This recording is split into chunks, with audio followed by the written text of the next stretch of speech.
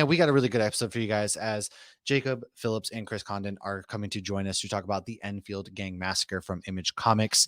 A fantastic, if you're like me, who grew up sitting with my grandfather watching Westerns, man, like the good old Westerns, the Clint Eastwood days, the John Wayne days. This is a 6-issue arc that really takes you back to those good old times. And maybe you're just on the fence about Westerns. And to me, I think Westerns are going to be coming back. So before we get there, though, go ahead, subscribe, all that good stuff. Hops Geek News is where you can find us, all your favorite podcasting platforms, social media. I'm the one that mainly runs Twitter. Lauren runs Instagram. And then we kind of dual hat the rest of the things. So find us on YouTube. And we have new episodes weekly.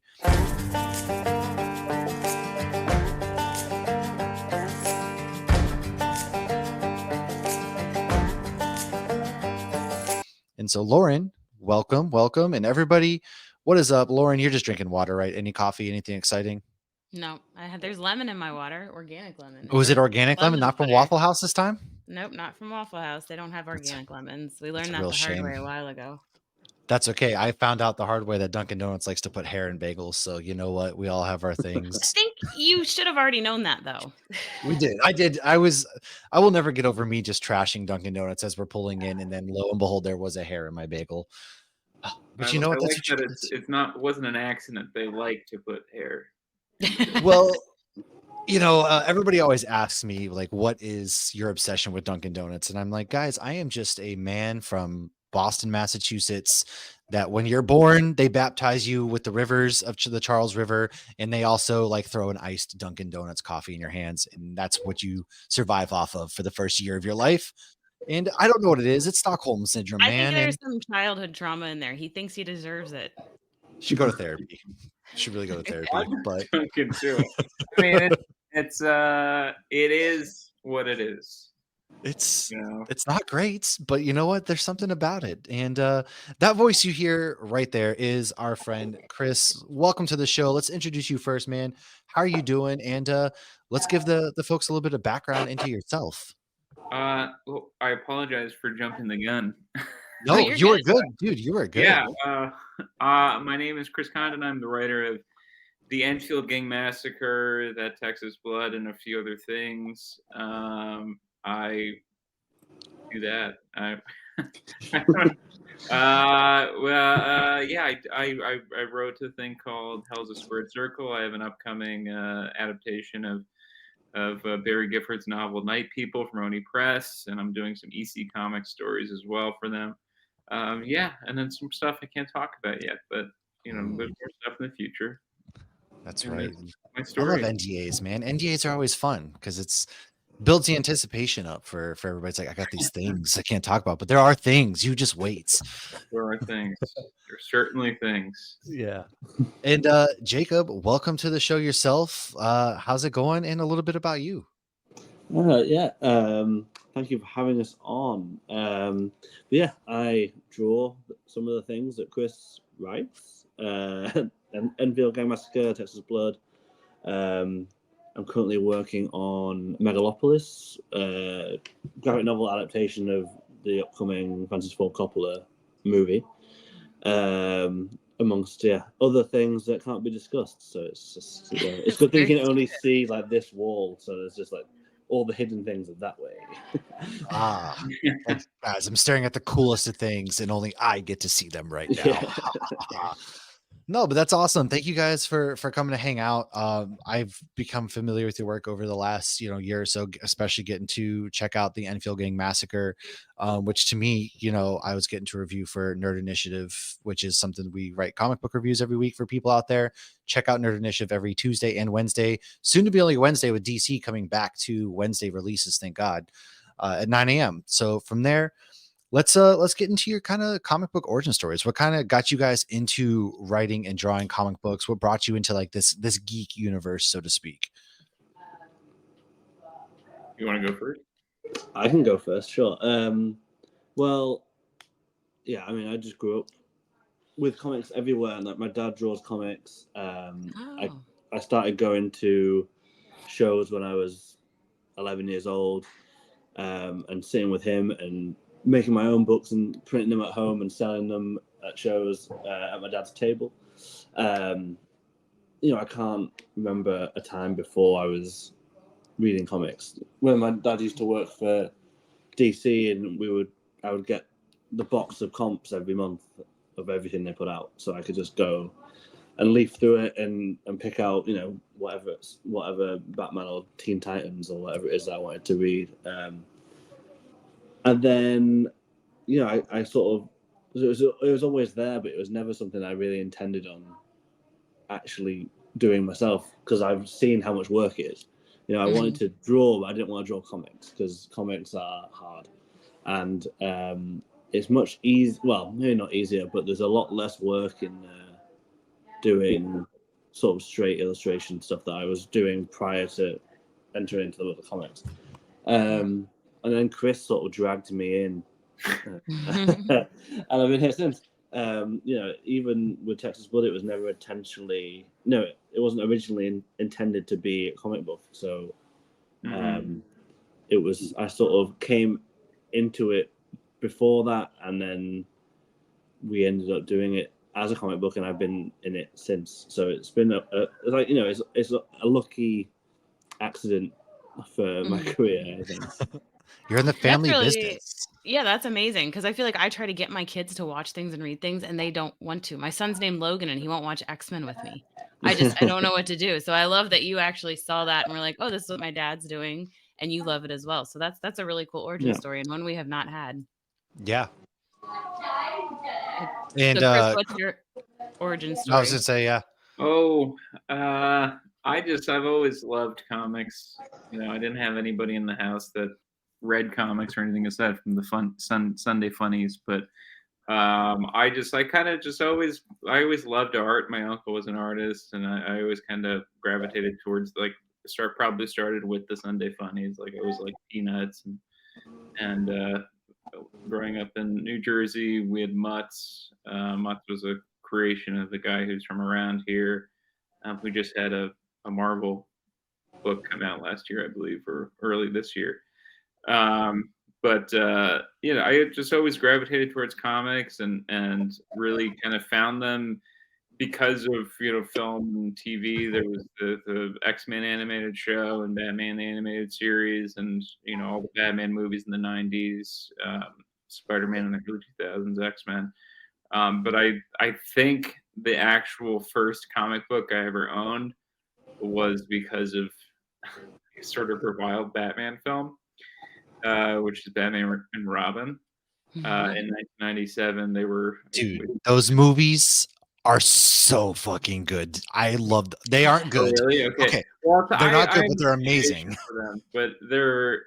I think the consensus is that they're reviled. Okay, so it's like Dunkin' Donuts, man. It's like that's not good, but I appreciate it. Yeah, no. I quite like Batman Forever. Batman and Robin is a little tougher to go through, except it does have a scene in which Batman and Robin fall into a vat of mint chocolate chip ice cream. If you do that in a movie, that's okay with me. The back credit cards and all those things.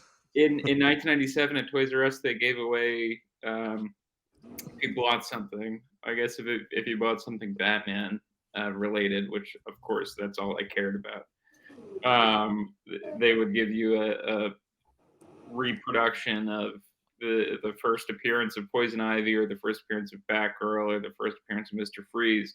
So my first introduction into actual a comic book was probably that, because again, my parents didn't read comics. My brother didn't read comics. I was the only one who ended up reading comics. I was the one who kind of haunted the local comic book store and tried to get him to come down to $2 on this rare Daredevil comic, and he was unwilling. And so that was my life, was just buying, going and doing that. And I just always, because of that, I always was just writing and drawing my own stuff when I was a kid, and then it grew into realizing that if I can get Jake to draw my comic, I think I'd be better off. So that's what I ended up doing. So that's it. It's no crazy. There's no eureka moment. It just sort of happened. I've always been doing it. It's one of those things that, yeah, you just always kind of grew up like the both of you guys. You've been kind of around it your whole life, and so it organically happened. Which that's kind of the better stories, right? It's just one of those things that just feels natural. And I know you, Jacob, has mentioned how you dragged him into it. You even mentioned you dragged him into it. So how did this team up come about? Like, what's the origin story behind that? Well, I cold emailed Jake. I found his email on DeviantArt, I believe, or one of those sites that host artwork, and um, he had been doing the illustrations and the backups of his father's book with Ed Brubaker called Kill or Be Killed. And I was trying to get a movie made, and it's hard to get people to give you money to make a short film. So I was like, well, how can I get people to invest in this? And I was like, maybe if they could visualize the screenplay, because it's hard to get people to actually, see what you're trying to do unless you're actually showing them images. So I asked Jake if he wanted to do the concept art for it because I loved what he was doing. And I thought he had the perfect style for what I was trying to do, and also just in terms of concept art, he had a very kind of his illustration style was perfect for it. So anyway, I reached out to him just on DeviantArt, and I was like, "Hey, I want to do this thing. I feel like the screenplay, maybe you'll want to do it." And he said, "Yeah." And then just still just had no success with it. Yeah, we would have like I had made a short film in I think the previous year and made that for no money, and so the idea was to try to do this for a little bit more money and try to get a name star in it, try to boost our sort of stature in the industry, and it was just not going for whatever reason. So after a year or two of trying to get that made, just got frustrated, and I was already thinking about doing something else as a comic, which I was actually going to draw myself. Thank God I didn't. And I just reached out back out to Jake and I was, "Do you want to just do this as a comic?" Because we both hadn't had anything comic wise. And I thought it'd be fun to just actually have this story out there and tell it. And I do think it's fun that, it wasn't, what we did, in terms of just enjoying comics our entire lives. The first thing we did wasn't, necessarily a comic booky idea. We kind of went with something that was just, a story that we wanted to tell. Mhm. That's yeah. So That that's how is we got together, and So now now, we're best of okay. friends. Nice, best of friends. I can tell. He's over here like, God, I've been Ooh. stuck with this guy ever since. Why did I answer that email? We're even wearing the same. We even wear the same. I know, shirt. right? You guys coordinate outfits. Look at that. I forgot That's my amazing. flannel. Now, before we go too much in, because I immediately wanted to start asking more questions, but let's actually talk a little bit about the comic we're here to talk about today, is Enfield Gang Massacre, which is a Mm. prequel to That Texas Blood. So do you guys want to give us a brief summary of that before we ask our specific questions pertaining to the specific comic, which just ended in January and will be in trade back very soon? So give us, if you were pitching this to someone who is maybe doesn't even read comic books, because this is a very unique story for a comic book. This is not your cliche typical superhero. This is very action filled, very Western, very sad, very surprising twist and turns. So how would you pitch this to somebody who, let's say, has never read a comic book and you're trying to convince them to read this? Jake, how would you pitch it? Because I know I'd pitch it poorly. Yeah, probably worse. A route in bad time. That's It's like a Thunder Mountain. yeah. I think that's a good quick pitch. I think I might say that it's a action-packed, dramatic Western. I think that it explores the line between good and evil, and if there is a line, or if it's just a blurred line. I don't know. It's just and it's also just a lot of action. There's a lot of good There's Good, clean fun. there's some really moral. good Right. good like speaking of the action, like a lot of the sequences, especially that Jake draws, man, it's bloody, but the color aspects that you use for some of that is just absolutely gorgeous. And what made you guys settle on like a Western and specifically this tale? Because you guys do some cool things. You kind of give like backstory and like historical, almost newspaper writings before you lead into the comic and as you're exiting the comic. Yeah, that's Jake's fault. So Jake, in issue 7 of That Texas Blood, in the back matter, I reference something called the Enfield Gang Massacre. And I say something about it happened in 1875 and blah, blah, blah, blah, blah, blah, blah, whatever I said. I don't really remember what I said. But Jake latched onto that and was like, "Were we ever going to see that?" And I was like, well, "Sure, we could do that." And it turned into our next thing was we both were we had done 3 volumes of That Texas Blood. And it's not that we're tired of doing That Texas Blood. We like doing That Texas Blood and we like the characters that we get to play with. But it's, you don't want to keep doing the same thing over and over again, essentially. So we were like, well, let's do this other thing and we'll take a break and, we'll do this Western because we both like Westerns. We both love Western films. And, we also are big fans of the comics, especially the Italian Western comics. It's funny that there's spaghetti Westerns in film, and then there's also, I guess, spaghetti Westerns in comics. I don't know what they call them exactly, aside from just Italian Westerns. But like Sergio Topi and there's a whole bunch of great Western comic artists. But we just thought it would be fun to do that. And it was really kind of Jake kind of spurring me on and kind of getting me to think about it. And it developed beyond whatever I had thought it was. It actually had originated way, way, way back in a pilot script that I'd written in 2013. And that was a totally different thing. But the idea of this gang called the Enfield Gang and having them do, having the thing called the Massacre, the Enfield Gang Massacre, really originated from that and just sort of stuck with me. And I, referenced it, and I throw out these references all the time in the back matter in like the hopes that, there's like threads to pull and we can do other stories here and there. So that's really, where it came from. But I'm sure Jake also wanted to draw some horses. Oh yeah, that's what it was.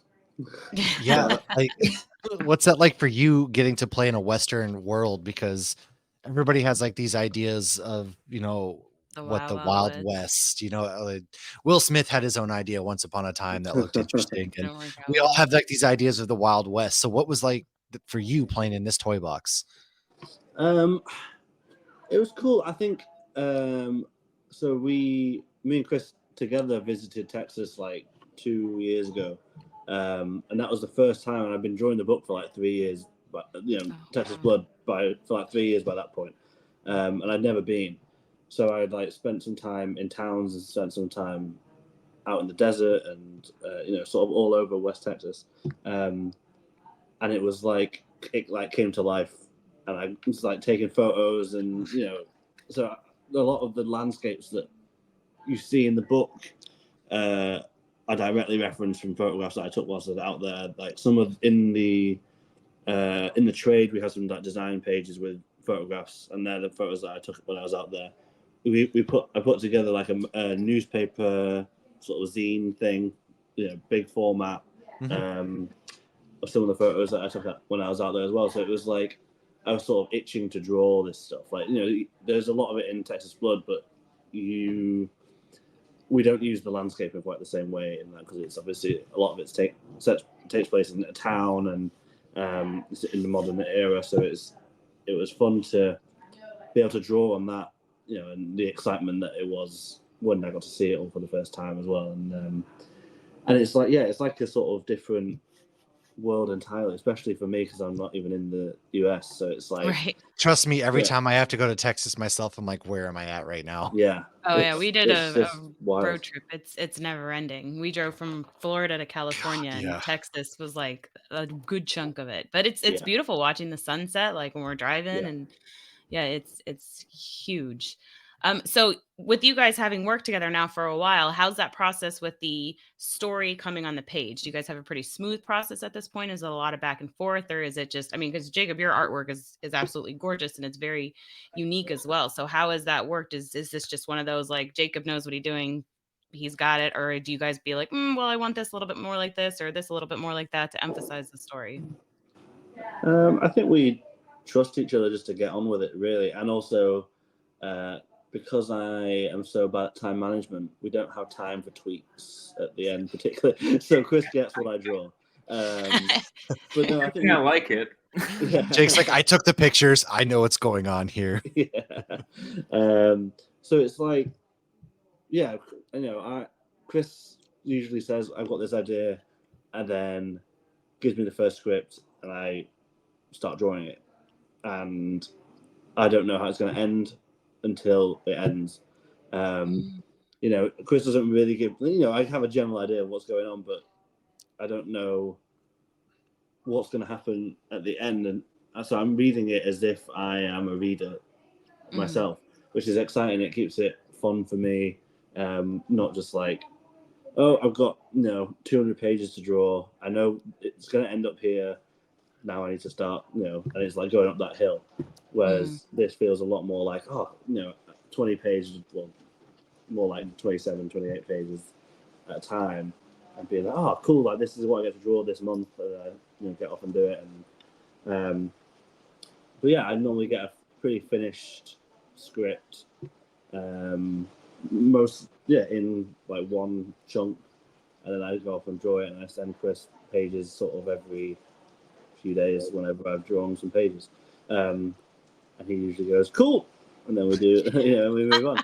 Yeah. So it's just, well, I think that there's, he was saying that there's not a lot of time for stuff, and like that's sometimes true, but I also generally don't have any nitpicky sort of anything, because I like what he does, and I think that's works out for the both of us, that we both like what we do individually, so it works out that we get to do it, we both get to add our own things to it, and that's what makes our collaboration work. But like, I mean, we've done more work outside of just that Texas Blood, and like we both just got an email yesterday with like a bunch of notes on a thing that we're doing, and it's funny to me because I'm like looking at it and I'm like, oh, I wouldn't have had any of these notes. But like, it's good to have that sort of that balance. But I also I generally just like what he does, and unless there's something like drastic, like, oh, this needs to be here because story wise that should be there, but I mean that rarely happens. We're all telling oh, we need this, we need that, because I think that one of the great things about being a comic writer is getting comic art into your mailbox, and it's just fun to look at it and go, ooh, I wrote that, and now it's there. It's just a really cool thing, and then to see it inked and colored and all that, it's one of the great joys. So I don't really think I'd get much enjoyment out of nitpicking anybody. I just the process is just fun. I mean, and I've been really fortunate that I've been able to work with people like Jake, that I just like their stuff and I get along with them, and I'm happy just to do that. Yeah. I think as well, because we don't have an editor like on the book, because we're with Image. They edit in terms of, they read through it and tell us when we've got a spelling mistake or whatever. But it's creatively, it's all down to us, and it's only the two of us. There's no letterer, there's no colorist, there's none of that. So I think it's like the most straightforward it could possibly be. Like Chris writes it, gives it to me, I draw it, and we send it to Image. And it's like when we have worked with editors and stuff, it's just like, I appreciate the input, and they can help sometimes. They're like really helpful, and we'll see things that I wouldn't have seen or something like that. But a lot of the time, it's like I wish I was just sort of left alone to do it. But I think we've been spoiled by working with Image. Like, first book is with Image, and it's sort of the best you can get in terms of that kind of situation. So it's like, we've definitely been spoiled in that regard. Well, and you're playing in a world you created, so you don't have the rules of DC or Marvel or anything. So that's got to be very freeing. Yeah. Although when we did do a DC story, DC basically left us alone. Yeah, that's which was great. We did a Harley Quinn short story, and Matthew Levine, our editor, basically. I mean, we basically it's an out of continuity, so we were allowed to do whatever we wanted. Mm. And so that, so we've been fortunate in that way too, is that we've done sort of, when we have done a big two thing, it happened to be something that we were able to just, run away on. I believe that we got some notes here and there on some of Yeah. this, but there were more, granular. Right. No, that definitely makes a lot of sense. And kind of going back to these characters, I think what you guys did something really interesting with these characters is now it's very easy in a book that's about a gang to write them as the villain of the story. But that's not necessarily the case. I mean, it's things aren't as black and white in this book. And if walked away personally, like the cops and especially the Suedo sheriff that took over, uh, not necessarily the good guys of the situation. So what was that like for you deciding how to frame this story as what you wanted readers to take away from it, whether it's the good guys, the bad guys, or like the overall message of the story? Yeah. I mean, that Texas Blood is about a sheriff and the sheriff's office. So we're focused on like the good guys, the sheriff, like the cops are the good guys. And in refocusing for Enfield, one of the things that I kind of, and going back to that original pilot that I talked about, I mean, in that, Enfield was a bad guy, and there was no bones about it. I mean, it started off with like a stagecoach that gets robbed, but he was just like brutal and mean, and it became like a big standoff between him and like the sheriff's office or whatever. I don't really remember the details of it, but he was the bad guy. But in my education on Texas and Texas history, and it comes down to stuff as popular as like the Alamo, a lot of what you hear is not necessarily the truth. And I mean that's definitely the case throughout history. History is written by the victors. That cliche, but in Texas. There's this. The Texas Rangers was a big part of what I wanted to do, because they've so whitewashed their history, Oh and yeah. we're trying to make them into the good guys when the history is actually very muddy and dark and bordering on villainous. And so I wanted to tell a story in which this gang, who are outlaws, and they're definitely they're definitely doing that stuff that's outside the law, but the reaction to them is so just out of the ordinary, and just I really wanted to just hit home that there were people that this sort of whatever we consider frontier justice was barbaric, just as barbaric as what they considered barbarous. Yeah. So Well, that I was I know. mean, I enjoyed the castration of the wife beater though, and you calling that frontier justice. I giggled um, at that part. well, yeah. So that's just something I wanted to play with, and it was just looking at the history and the rewriting of history, and that whole thing, especially in Texas history. And is that what led you to kind of put that into the actual comic book, seeing that the history is not as it seems? Because that was a big part of the storytelling in this, and part of what made it such an amazing story.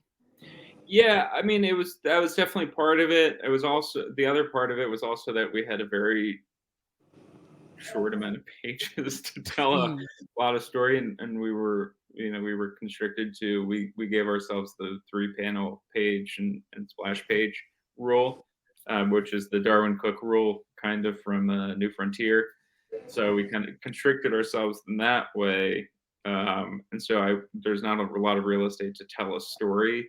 But I mean, that did allow me, that did force me to kind of stretch certain new muscles, and figure out a new way to tell a story in a short amount of pages. But it also, in having that back matter to explore that, it allowed me space to further tell the story, which is why we're also including that back matter in the trade, because I felt like it became integral to the story.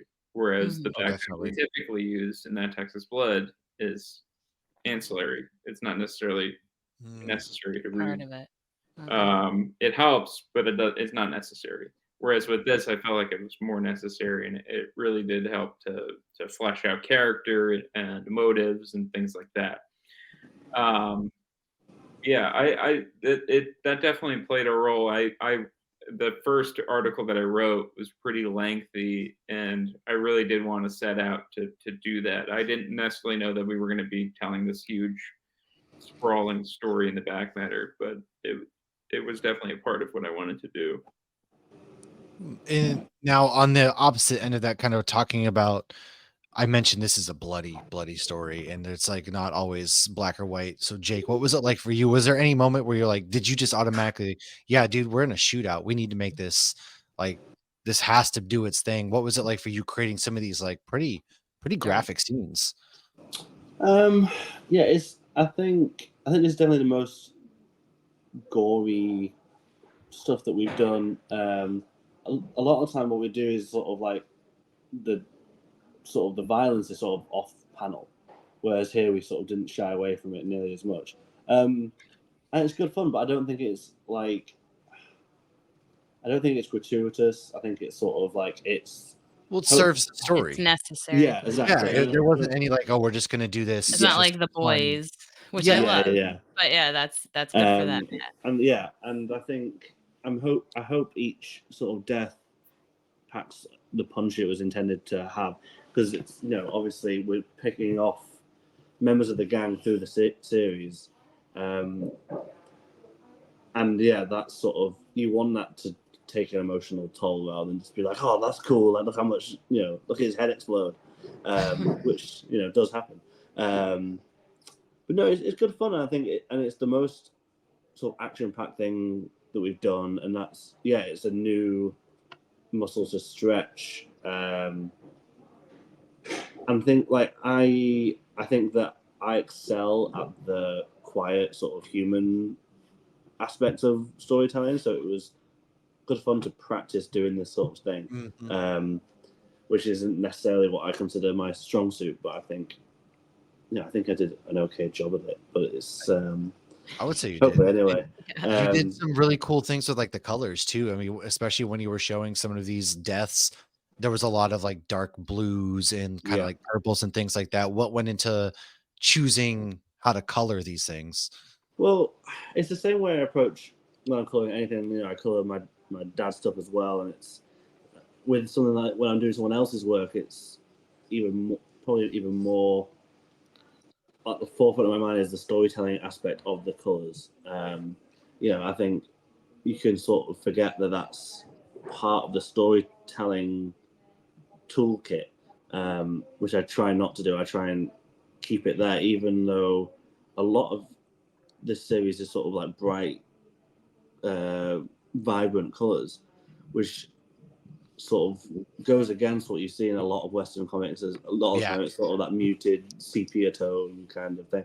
And I wanted to stray away from that. I want, like, even going into it, before we started drawing anything, I was like, I want orange tones and blue skies. I think that would, that would be cool, like Technicolor. Oh, it's vibe very to it. visually beautiful, like just vibrant. Yeah. And then a lot of it takes place in in the rain, so it's trying to balance that. And something like the barn scene, I wanted to make it so it wasn't just brown, so it's trying to get around that and find that way to convey what you're trying to convey. And that just made sense to, especially the second issue of the barn scene. It was sort of, it makes sense to bathe everything in red, and that's like definitely an intentional choice, and it fits thematically through it. So it's like, trying to find a thematic or like story driven reason for it rather than just like what looks nice. But there is also obviously a lot of that as well, because you want it to draw people in, you want it to look nice and look good on the page. But it's trying to find that balance is always good fun. Oh, for sure. And kind of adding to the emotionalness of it is as you guys tie this whole thing up, The ending was actually surprisingly emotional. Like I didn't expect to feel, I guess, these kind of like almost empathetic emotions when Enfield obviously is being hung, and then the realization Well, that yeah, I was gonna say, and that's not really a spoiler because you start off right away with his corpse. Yeah. So Yes, and the title of the book. Yeah. yes, I know. I mean, I like to It was remind amazing people how many people were shocked by we did an they're interview. dead. Well, it is called The Mask. Yes. Yeah. Yeah, we did an interview with comicbook.com. This guy Adam Barnhart, and one of his questions was about, was there any hope at any point, or did you always plan on killing him? And I was like, well, it was in the title. It It's was in there there. all along. We're We not, should, we start off with his corpse, being, yeah. pranced We should around. have called it "He Dies at the End." That would have. Yeah, That would have until really. he dies. It's just it Well, like, he became a didn't just story of die. resilience Like to you that just point. mentioned, they parade his corpse around. Like Yeah. that's bad. That's metal, man. yeah. Well, I just wanted to know, let anybody who hasn't read it know that that's not a spoiler. You're introduced with that Yeah. immediately. It's how it all goes down that's Yeah, incredibly interesting, and what goes down Yeah. after he dies. Yeah. yeah. So it was very much a sort of, I felt like we knew what was going to happen. So it's just like, okay, how do we get there, and how does it end up happening? Like we know he's going to die, and we know it's going to be a result, or at least like we imply it's going to be a result of the massacre, which is like, how does it happen? And I kind of wrestled with that myself. Is that I knew that I kind of wanted to do, take a kind of big swing narratively, with the final issue. But yeah, I don't know. I feel like, what Jake was talking about with, just having, the violence, but have the violence be, um, emotional. Have it be, not just to have violence for violence sake. I really wanted to push that the your sympathy towards the characters, and feeling empathetic towards them and their plight. um and I really wanted to push that and kind of, give you some, not just like as a storytelling tool, just to give you some hope, and then to have that be, hammered in. Oh no, this is not going well. And so, that's where the violence came in. And I do think that, Texas is a very violent place also. So that's, a lot of history of violence. So this is not, something that is outside of Right. the norm. This is very normal for Texas. Yes, Um, especially in those days. yeah, especially in those days. But so it just felt like it was necessary to do. But yeah, I'm glad that you had an emotional reaction to it, and a lot of people have said that they've had emotional reactions to it. Well, you guys Um, kind of set it up too, though, to kind of, because there is a point where you're almost like, well, You're they rooting didn't? for the Yeah, you're rooting for them because it's like, well, no, they didn't commit the crime that they're kind of accused of, and there's like some confusion going on, and then of course you've got like this real asshole, bullish sheriff coming in, kind of setting the stage. And so there is a point where you're rooting for these guys, and there's that very kind of almost heroic scene where they've got like the Gatling gun, they're taking one for the team out there. There's a big shootout outside that barn, and so it's hard not to root for the guys. It almost comes naturally, and I think that's a testament to what you guys did. Yeah. Well, thank you. I appreciate it. I mean, it's just a matter of trying to figure out how to make these characters feel real and relatable, even though it's set 200 years in the past, and also we're only going to see these characters for 6 issues. Right. Yeah. And so you have to tell a full story in 6 issues. And if you're trying to make it an emotional story in those 6 issues, and then we also literally have, like I said before, 3 panel pages and splash pages, so we have very little real estate to actually invest you in these characters. And the fact that we were able to do that, I think, just sort of, I don't know, it means that it worked. But I was convinced that I had screwed up, but I luckily had Jake to help me, help elevate me. Felt like Yep. I was floundering. But I did feel like there is definitely things that I'm proud of in the series, and looking back on it now, I'm very proud of it. But as I was writing it, I felt hampered by the constraints and was worried that it wasn't going to feel the way that I wanted it to feel. But luckily, I have somebody like Jake who is so good at just what I like to refer to as the acting in the panels, and just he's able to get these characters to feel real, and to get the action to feel immediate and intense. It really helped elevate whatever I had written, and brought it to its where it needed to be. I don't know. Right. So Well, and having those pages at the end with the news article and then the interviews and all that, that was such a creative way to tell more of the story and give background and almost create more emotion to those characters. Because again, yeah, Mhm. we watched something from 1800 years ago and we're like, whatever, they'd all be dead now anyways. And like you still, I feel like it takes a little extra step to humanize those characters and make people Yeah. remember these were real people with real lives. And like back then, like you had to do what you had to do to survive. So with this being a Western themed comic, did you guys have any Westerns, TV shows, or movies that kind of inspired you or that you loved growing up that kind of made you want to write a Western? um, I definitely did. I'd like to hear what Jake has to say, because he's also not from I was America. wondering that as So, well. Yeah, um, because I don't think I really grew up watching them particularly. Like my parents aren't particularly into westerns. Like, I watched Butch Cassidy as a kid, and Mhm. I revisited that. I've seen that many times before, but I revisited that whilst I think I sat inking whilst I watched it, like on the Oh, that's and cool. I revisited the Dollars trilogy and stuff like that. Like, I was sort of trying to evoke that kind of classic western. I didn't want to focus too much on sort of like modern Like takes. cliches, yeah. Yeah, and just like I wanted it to feel somewhat like dated in the way that it comes across, rather than coming across as like a really modern take on a sort of classic story. Um, so I revisited a lot of those kind of things.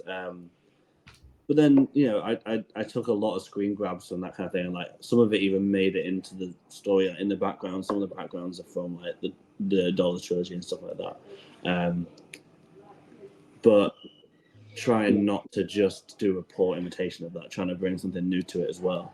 But yeah, like I think I watch a lot of films in general, so that always comes into it in some way. I think quite cinematically, rather than purely in terms of comic books. So I Mhm. think it's all ingrained in what I'm doing anyway, and I think you can't escape it when you're working on something like this.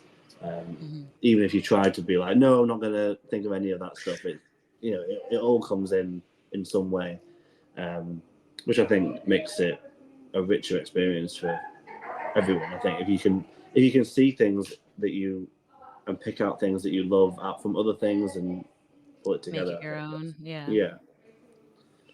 Hmm.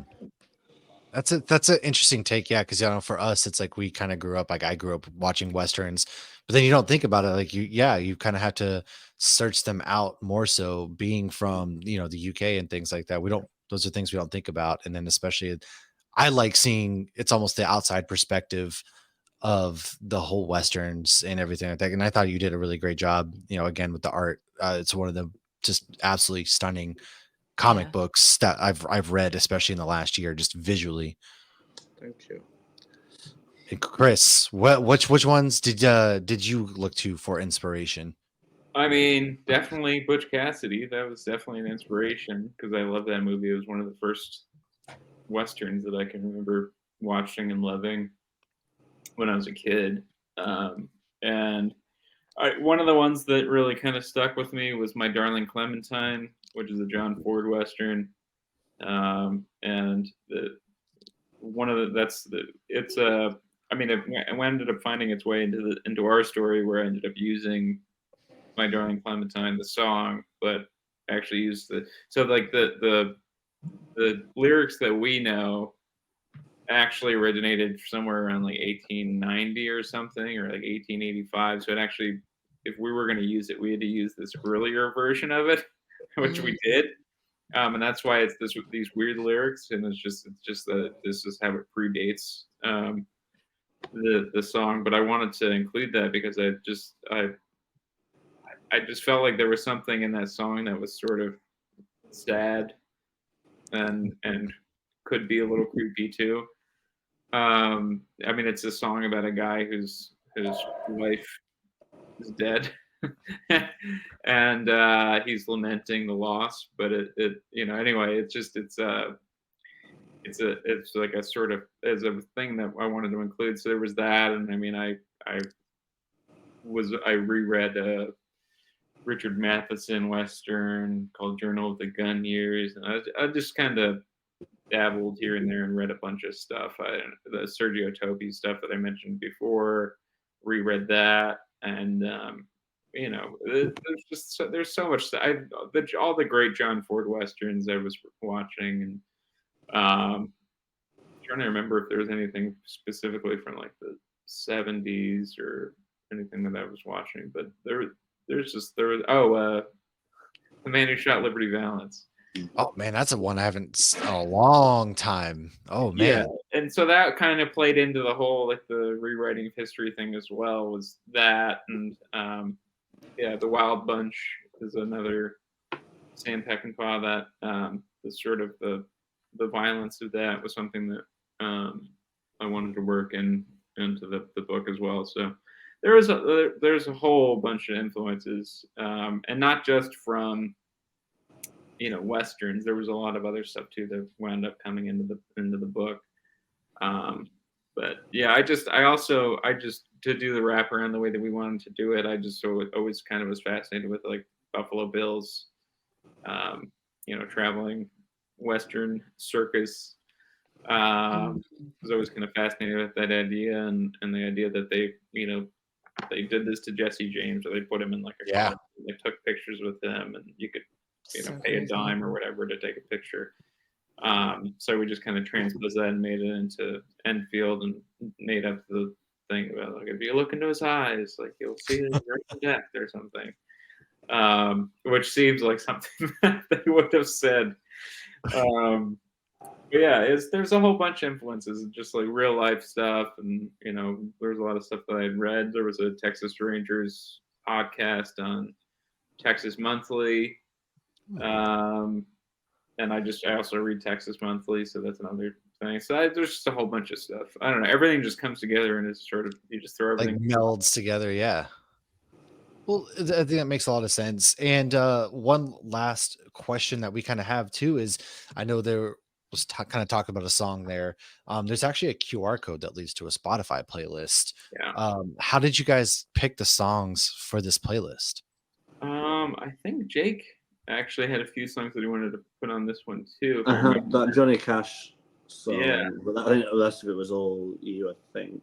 Yeah. So and the Texas Blood QR codes for the playlist. I mean, those were generally just I would put together songs that were sort of influences in my writing, but also that I thought would help amplify whatever we were saying in the story. And I like the idea of it's not one per issue; it's just one for the series, and it kind of, as you read and progress in the story, the way that the songs hit you might change. If you want to do that, it's there. If you don't want to, it's fine too. But that's how I came from it. I came to it was, trying to pick songs that I thought were analogous to what was happening in the comic and sort of set a mood. Then Jake's editions as well also did the same thing, sort of had that mood setting quality to them. And just sort of you just have you have songs that sort of evoke like a duel, and then you also have sort of like somber songs that evoke just a more emotional quiet scene and things like that. So I just try to do that.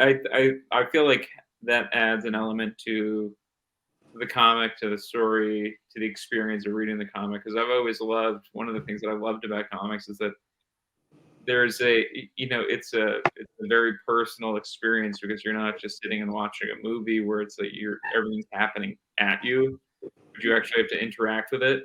And that kind of came out of my love of the Matt Kint series, Mind Management, where you have notes in the margins and in the gutters of the comic. And so I always loved that, and how I got immersed into the world of the comic that way.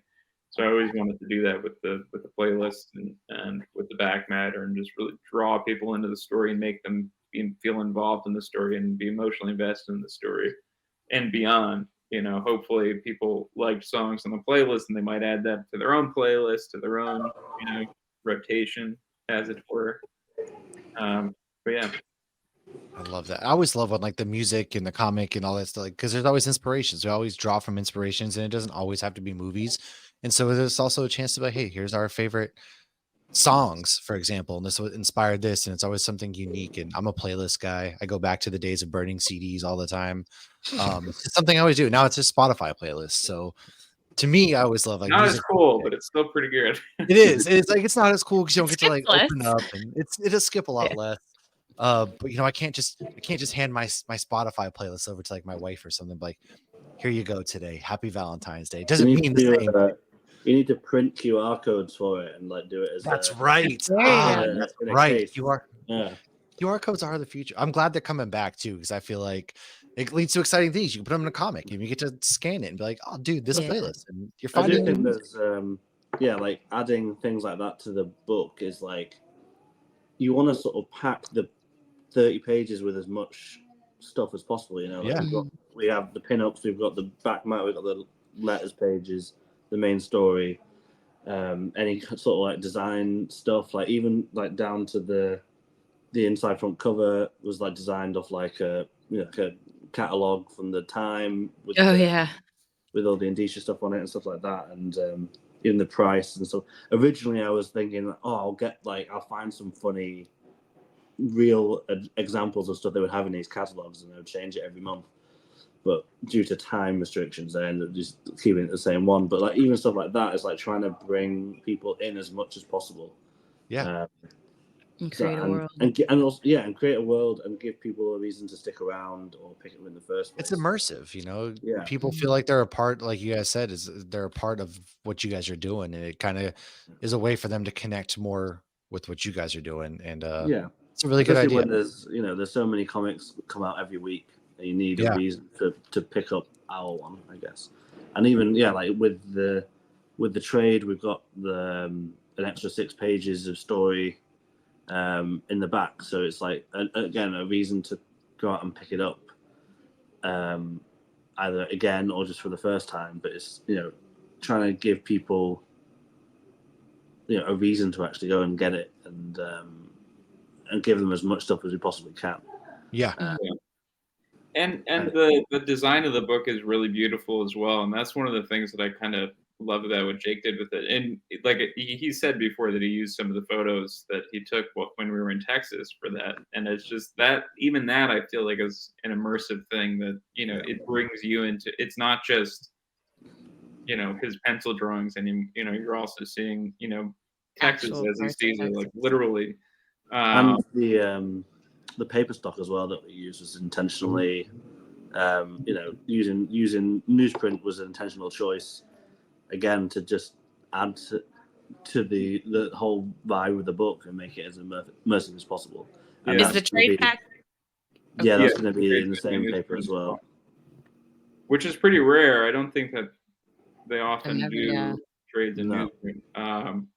But that's a conversation that we usually have before. That's really where, I think that our sort of discussions about things really start, and what we really think a lot about.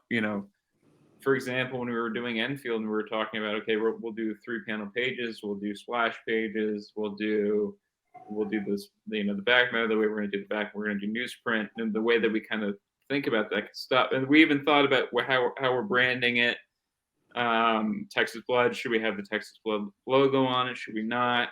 How do we include it? Like that's really where our discussions in terms of where we're just like where we meet and we'll talk about stuff.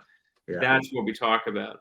We don't necessarily talk about story or anything like that. What we talk about is the little fine details of things, which I think are very important. And I think that it's one of the things that maybe sets us apart, is that we really do spend a lot of time just thinking about how are we going to package this, because I think the packaging is as much a part of it as the story. I mean, we definitely care about the story, and we spend a lot of time in the story and how we tell it, but we also want to make it a unique, immersive, interesting package for you as a reader picking it up. Because personally, I came from just being a reader, so I'm aware of what works for me and what I want to have. Oh, same.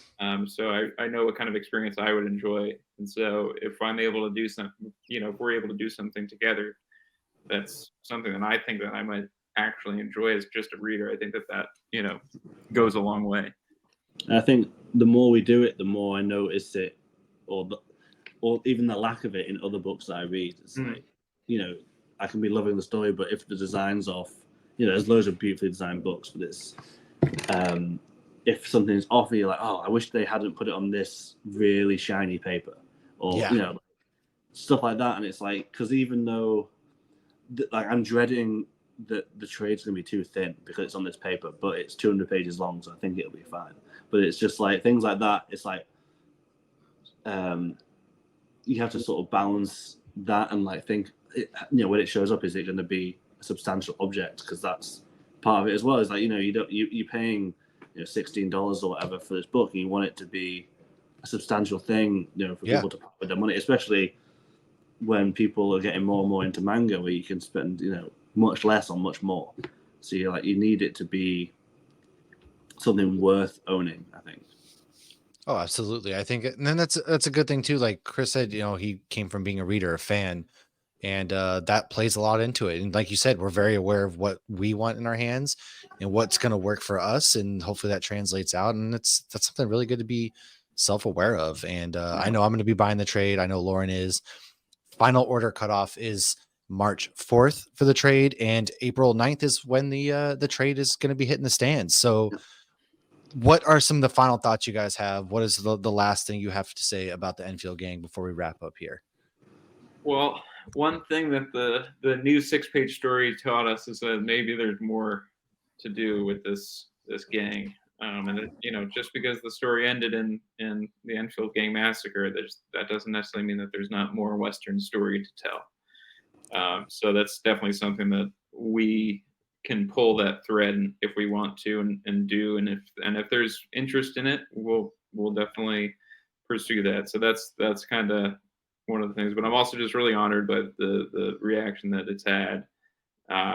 We run a number of year-end lists, and that means a lot. But it's also just the notes we get from readers means a lot to me, especially when it's about them reacting emotionally to certain scenes or certain characters or the storyline in general. Jake, what about you? Yeah, I mean, basically just to echo what Chris said, I think when we get these emails off readers, is just it's the best thing, because we spend a lot of time sat in our rooms by ourselves. Me and Chris live halfway across the world from each other. Yeah. And so we're very much just in there by yourself, creating it every day, and you have no idea. I'm sending these pages off. I've got no idea if anyone's going to even look at them, let alone like them. So the response that we've had has just been great, and hopefully it continues in the trade. Hopefully people like what we're doing, and people like the new story as well. And hopefully we get some new readers in to that, and hopefully that leads to people discovering Texas Blood if they haven't already read that. And hopefully people are along for the ride. Yeah, absolutely. You guys have done something amazing. I thoroughly enjoyed this. I know I did myself. I know Lauren did. We were chatting about it. I've been raving about it for the past 6 months or so. And so people, make sure you guys pick this up. And then last thing is, where can people find more of your work? Where can they find you, whether it's social media, whether it's anywhere out there in the world? We have a Patreon together where we post all sorts of things. Chris does a podcast every month, and we do newsletters and behind the scenes stuff, sketches. We do postcards every month. Chris writes letters to people, all sorts of stuff. I'm on Instagram and Twitter as well. That Jacob Phillips, I think it is. Good news, everybody. It's Search my actually name, going to be you in the can find notes it. of the show, so you can also look in the There notes you of the go. show, There or you just go. search the That's name. easy. Yes. Okay, look in there for the for my Instagram handle. But yeah, I'm on. We're posting all the time. Yeah, but yeah, I'm not on Instagram at the moment. I'm trying to wean myself off of social media, although I understand that it's integral. It's that to necessary evil sometimes. Like, it's exhausting. Yeah. But yeah, I also I have that sort of addictive personality where I find myself like on that. That's why I got rid of Instagram, was that I found myself on it for like an hour and a half one day, and I was like, "What happened to that time?" You fell down Anyway, a hole. I am on Twitter and Blue Sky, although I don't really check. I don't. Blue Sky too much, I'm- but I post We have Blue like, Sky both too, and of I'm them. never. Yeah. At Christoph Condon, it's Christopher without the ER. That's the same handle on both. And yeah, the Patreon. And Matt, I wanted to thank you for your great reviews. Oh man, thank you. Yeah. They were a joy to read. And yeah, this was a fun talk. I really enjoyed it. Thank you for doing this, and thanks for everybody Thank you for having us on. Of course. and No, Lauren for having us. And seriously, like, listening. So anytime you guys want to come through and chat about anything you're doing, you're more than welcome back here. We're not going anywhere, and feel free, swing on through. We love what you guys are doing out there. You're doing some really amazing work. People, make sure you pick up this comic book. Trust me, you will not be disappointed. And like I said, man, I'm starting to think like this could be the start of like some westerns making a comeback. Especially big time. I think it might be. I hope so. It was a lot of fun. Lauren, any final thoughts? No, Matt was raving about it for a while. I read all 6 issues last week, and yeah, I instantly fell in love with it. And it took me by surprise, man, that ending. It did. That it was a very unique ending, and it was really surprised me, and I genuinely loved it. So, and I don't want to say what it is because everyone else should go read it. Yes, go read it. It is very emotional. It is a very great comic book. It's coming out April 9th is where you can pick up the trade. Or if you just want to pick up all 6 issues, guess what? It's out there in the comic world right now. Do that. Pick it up. Read it wherever you buy your comic books from, whether it's digitally, whether it's in a comic book store. Me personally, I like to have the physical copy in hand. So, I'm at my local comic book shop. It is also New Comic Book Day today. So get on over there. While you're picking up your new weekly DC, Marvel, whatever it is, comics, grab the Enfield Gang Massacre out now. Thanks again, guys. We will be chatting to you guys soon. And everybody else, we'll see you guys next week.